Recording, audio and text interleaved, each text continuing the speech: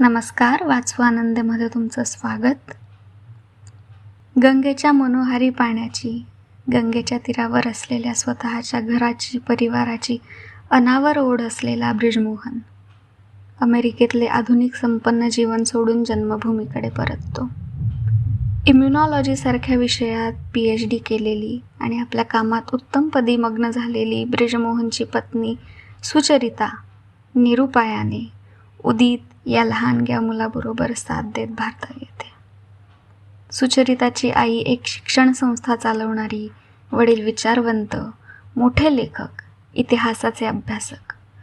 ब्रिजमोहनचे घर शेती करणारे, सुखवस्तूपणे राहणारे. उभयतांच्या घरच्या भिन्न भिन्न पार्श्वभूमीच्या विरोधाभासात आणि व्यक्तिगत भावनिक द्वंद्वात वेढल्या जाणाऱ्या, नदीसारखी वळणे घेत जाणाऱ्या आयुष्याची कहाणी सेतूमध्ये प्रकटत जाते.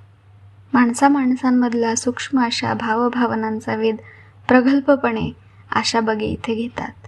मानवी जीवनातल्या गूढांचे, रहस्यांचे, अनपेक्षित अनुभवांचे मनोज्ञ दर्शन त्या सेतूमध्ये घडवतात. सेतू, आशा बगे.